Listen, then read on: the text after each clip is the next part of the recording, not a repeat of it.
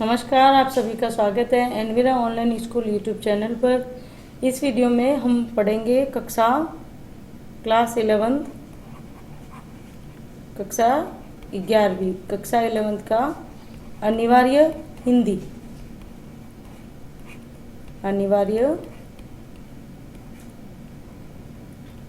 हिंदी की जो प्रमुख पुस्तक है वो है आरोह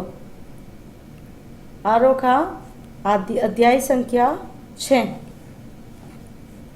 त्रिलोचन जी द्वारा रचित चंपा काले काले अक्षर नहीं चिन्हती यानी नहीं पहचानती हैं। तो आइए पहले पढ़ लेते हैं कवि के बारे में। त्रिलोचन जी, इनका जो मूल नाम था वो वासुदेव सिंह था। इनका जन्म हुआ था 1917 चिरानीपट्टी जिला सुल्तानपुर में। प्रमुख जो रचनाएं हैं इनकी वो कौन कौन सी हैं? धरती, गुलाब और बुलबुल, दिगंत, ताप के ताए हुए दिन, शब्द, उस जनपद का कवि हूँ, अरगान, तुम्हें सौंपता हूँ, चेती, अमोला, मेरा घर और जीने की कला। ये तो है इनके काव्य संग्रह, काव्य रचनाएं। और इसके अलावा देश काल, रोज नामचा, काव्य और अर्थबोध, मुक्तिबोध की कविताएं, ये इनके गद्य विधाएं हैं। हिंदी के अनेक कोशों के शब्दकोशों के निर्माण में महत्वपूर्ण योगदान इनका माना जाता है। इनको जो प्रमुख सम्मान मिले थे वो कौन से थे? साहित्य अकादमी शलाका सम्मान, महात्मा गांधी पुरस्कार। हिंदी साहित्य में त्रिलोचन जी कैसे प्रगतिशील काव्य धारा के प्रमुख कवि के रूप में इन्होंने अपनी पहचान बनाई है। रागात्मक, संयम और लयात्मक अनुशासन के कवि होने के साथ साथ ये बहुभाषा विज्ञ शास्त्री भी हैं, इसलिए इनके नाम के साथ शास्त्री भी जुड़ गया है। लेकिन यह शास्त्रीयता उनकी कविताओं के लिए बोझ नहीं बनती। त्रिलोचन जीवन में निहित मंद लय के कवि हैं। प्रबल आवेग और त्वरा की अपेक्षा इनके यहाँ काफी कुछ स्थिरता है। त्वरा यानी तीक्ष्णता। इनकी जो भाषा है वो छायावाद काल की जो रोमानियत है उससे मुक्त है। इनका परिचय है या इन्होंने शब्द चयन किए हैं ठाठ, ठेठ, यानी कहाँ तक? ठेठ, एकदम गांव की जमीन से जुड़ा हुआ। हिंदी में सोनेट, अंग्रेजी में जिसको छंद कहते हैं, को स्थापित करने वाले कवि के रूप में माने जाते हैं। ये सोनेट क्या है? अंग्रेजी का एक छंद है उसको। इनकी जो भाषा है वो कैसी है? चुटीली है और नाटकीय कविताओं में प्रस्तुत हुई है, नाटकीय रूप में। इनकी कविता की प्रस्तुति का जो अंदाज है बहुत ही निराला है। वस्तु और रूप की प्रस्तुति का भेद रहता ही नहीं है, बिल्कुल आपस में एक जैसे हो जाते हैं। और उनका कवि इन दोनों के बीच फांक की गुंजाइश नहीं छोड़ता, यानी कोई भी किसी तरीके का गैप नजर नहीं आता है। जो आपके कविता दी गई है, कविता का जो अंश दिया गया है, कौन सी? कि चंपा काले काले अक्षर नहीं चिन्हती, एक ग्रामीण बालिका का वर्णन किया गया है। वो पढ़े लिखों को क्या मानती है या पढ़ना क्यों नहीं चाहती है, या किस तरीके से अपने उसके जो अपने अनुभव है तो वो किस तरीके से व्यक्त की है। तो ये कहाँ से ली गई है? उनकी कविता धरती संग्रह से लिया गया है। पलायन यानी अपने गांवों में रोजगार नहीं होने से, खेती के संसाधन कम हो जाने से और प्राकृतिक आपदाओं के चलते गांवों से शहरों की ओर युवकों को पलायन करना पड़ता है। अपने गांव से शहर की ओर रोजगार के लिए जाना पड़ता है। तो पलायन के जो लोक अनुभव हैं उसकी मार्मिकता का बहुत ही मार्मिक अभिव्यंजन किया है। कविता में अक्षरों के लिए कौन से विशेषणों का प्रयोग किया है? काले काले, यानी अक्षर काले होते हैं तो इनका प्रयोग किया गया है। जो एक तरफ तो शिक्षा व्यवस्था के भी अंतर विरोध है। अपनी जो शिक्षा व्यवस्था है वो सही नहीं है। अपनी शिक्षा व्यवस्था में जोर दिया जाता किस बल पे? कि आप रटो और रटकर क्या बनो, और रटो और अच्छे परसेंटेज वो हासिल करो। अब उसमें चलते क्या छात्रों में वाकई में व्यवहारिक शिक्षा आती है? क्या उनमें नैतिक ज्ञान होता है? क्या वो पढ़ लिख कर या जिस प्रकार की शिक्षा लेकर उनके अंदर हमें महसूस करना चाहिए, क्या हमें नज़र आता है? बिल्कुल ही नज़र नहीं आता है। तो हमारी जो शिक्षा व्यवस्था है, प्रणाली है, इसमें काफ़ी कुछ बदलाव होने चाहिए। और जो नई शिक्षा नीति जो लागू होने जा रही है वो काफ़ी हद तक इस शिक्षा व्यवस्था को सही कर देगी, लेकिन उसमें भी कुछ विरोध नज़र आएंगे। हालांकि हर चीज़ के दो पहलू होते हैं, एक नेगेटिव होता है तो दूसरा पॉजिटिव होता है। तो हमें पॉजिटिव नज़रियों को देखना है और आगे बढ़ना है। तो कुछ जो अंतर विरोध है वो आपको इस कविता में भी नज़र आएंगे कि क्यों पढ़ना नहीं चाहिए, या पढ़ाई व्यवस्था को गांव की वो एक लड़की है, ग्रामीण लड़की है चंपा, क्यों मना करती है। और दूसरी ओर एक और तो जैसे अंतर्विरोध, और दूसरी ओर उस दारुण यथार्थ, उस सच्चाई को से भी हमारा परिचय कराता है कि पढ़ लिख कर आर्थिक मजबूरियों के चलते क्या हो जाते हैं, घर टूट जाते हैं, कि जहाँ काम वहाँ घर। तो वो पाल पोस कर अब तक अपने बच्चों को इतना बड़ा करते हैं बुढ़ापे के सहारे के लिए, और वही बच्चे अपनी जीविका के चलते, रोजगार के चलते दूसरी जगह घर बसा लेते हैं, तो उसके चलते घर भी टूटते हैं।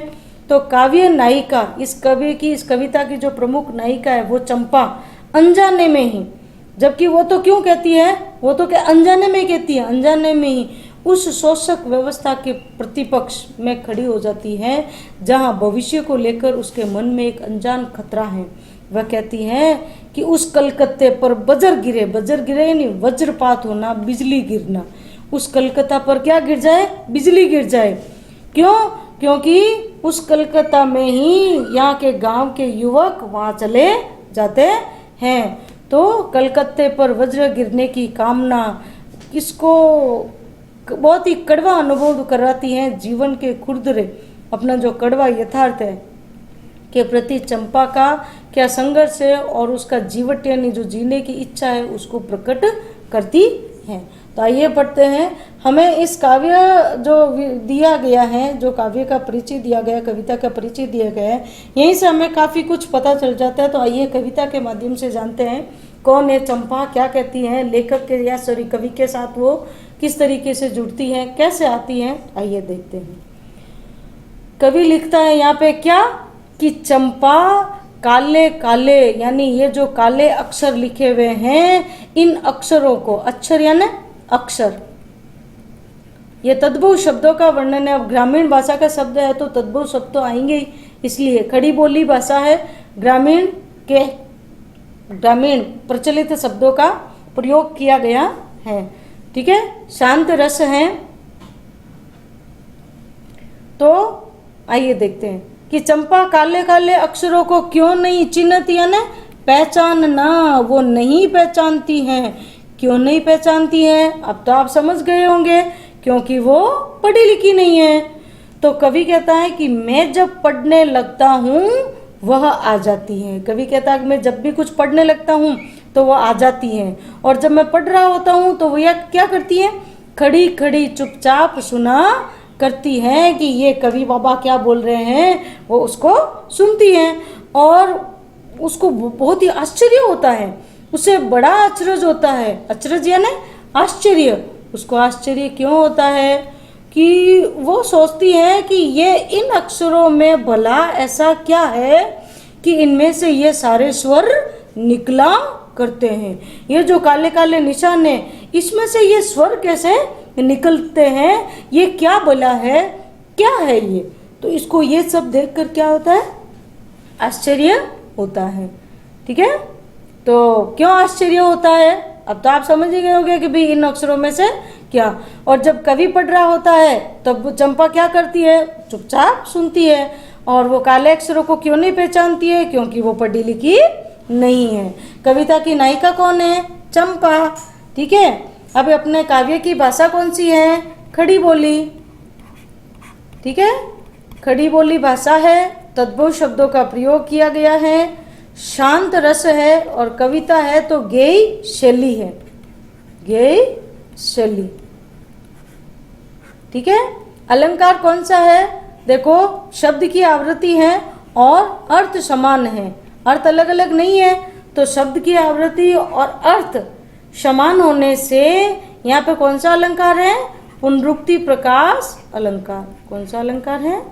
पुनरुक्ति प्रकाश अलंकार। अनुप्रास तो है ही है, ठीक है। अनुप्रास और पुनरुक्ति प्रकाश अलंकार, ठीक है। चलो बढ़ते हैं आगे। चंपा, अब उसका वर्णन किया गया कि चंपा है कौन। अब जब चंपा का नाम आया तो उत्सुकता हुई है, कौन है? तो चंपा सुंदर की लड़की है। सुंदर कौन है? चंपा के पिताजी, ठीक है। ये कौन है? चंपा के पिताजी। तो चंपा किसकी लड़की है? सुंदर की लड़की है। और सुंदर कौन है? ग्वाला है। वो क्या रखता है? गाय भैंसे रखता है।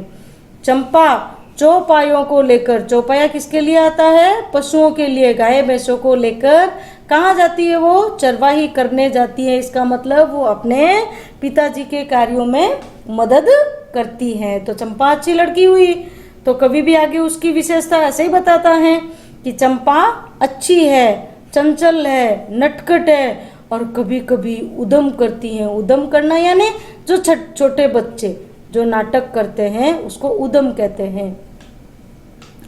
कभी कभी, और वो कवि के साथ किस प्रकार के उद्यम करती है? कवि के साथ भी उद्यम कर देती है। देखो कैसे कि कभी कभी वो क्या कर देती है? मेरी कलम चुरा देती है। और जैसे तैसे जब मैं कलम को ढूंढकर जब लाता हूँ तो मैं क्या देखता हूँ कि पाता हूँ अब कागज गायब है। जैसे कलम ढूंढ कर लाता हूँ कि वो मेरी कलम को कागज को गायब कर देती है और मैं फिर परेशान हो जाता हूँ। तो यहाँ चंपा किस तरीके से कवि को परेशान करती है, क्या क्या उद्यम करती है, या कवि ने चंपा की किन विशेषताओं को बताया है, चंपा के पिताजी कौन हैं, वो क्या करते हैं, या चंपा अपने पिताजी के कार्यों में किस प्रकार मदद करती है। तो ये ऐसे, ठीक है, शांत रस है और अपने को भाषा को समझने के लिए ज़्यादा प्रयास नहीं करना पड़ रहा है। तो प्रसाद गुण, ठीक है। और खड़ी बोली भाषा है, अनुप्रास अलंकार और पुनरुक्ति प्रकाश अलंकार। ये देखो यहाँ पे, ठीक है, बहुत सुंदर रचना है, बहुत सुंदर कविता है। फिर आगे, फिर जब वो पूछता है कि भाई तू मेरे क्यों चुराती है, मेरे साथ ऐसा क्यों करती है, तो चंपा क्या कहती है? तुम कागज ही गोदा करते हो। कागज ही गोदा मतलब तुम हर समय कागज पर, गोदा यानी लिखना, तुम हर समय कागज पर ही क्या लिखते रहते हो? क्या ये काम बहुत अच्छा है? क्या ये कागज पर हर समय ऐसे लिखते रहना, क्या यह अच्छा काम है? तो इस प्रकार के जब वो प्रश्न करती है तो ये निश्चल प्रश्न होते हैं, निस्वार्थ वाले होते हैं। तो यह सुनकर मैं हंस देता हूँ। कवि को चंपा की इन बातों को, इस प्रश्नों को सुनकर हंसी आ जाती है। तो चंपा बेचारी समझ नहीं पाती और वो कैसी हो जाती है? चंपा चुप हो जाती है। तो फिर एक दिन क्या आई? एक दिन ऐसे रोज जैसे आती है वैसे एक दिन जब चंपा आई तो कवि ने उसको क्या कहा? मैंने कहा कि चंपा तुम भी पढ़ लो, हारे गाडे काम सरेगा। हारे गाडे काम सरेगा यानी मुसीबत में काम आएगी तुम्हारी पढ़ाई। तो ये लोकोक्ति का प्रयोग है, मुसीबत में काम आना, ये लोकोक्ति है। तो लोकोक्ति का प्रयोग किया गया है, ठीक है। बाकी भाषा वो की वो है,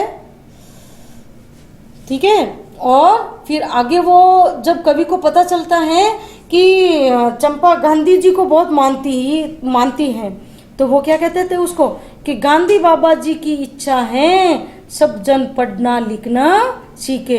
कि वो महात्मा गांधी जी की इच्छा थी कि मेरा भारत साक्षर बने, सारे भारतीय साक्षर हो, सब पढ़ना लिखना सीख जाए, ताकि कवि सोचे कि कैसे भी करके ये मान जाए पढ़ने के लिए। तो चंपा को कवि पढ़ने के लिए क्यों कहता है या क्या कहकर कहता है, गांधी बाबा जी की इच्छा क्यों बताता है? तो आगे अब चंपा क्या कहती है?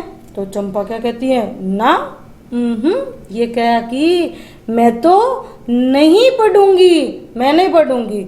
और तुम तो कहते थे कि गांधी बाबा अच्छे हैं, और गांधी बाबा अच्छे हैं तो वो पढ़ने लिखने की बात कैसे कहेंगे? मैं नहीं मानती आपके गांधी बाबा, मेरे गांधी बाबा पढ़ने लिखने का नहीं कह सकते, नहीं कहेंगे। मैं तो नहीं पढ़ूंगी।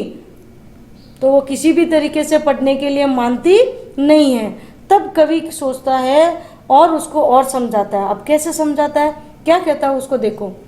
अब है तो छोटी सी, लेकिन फिर भी मुसीबत में काम आएगा, गांधी बाबा जी की इच्छा है, ये सब कह देता है, लेकिन फिर भी वो मना कर देती है।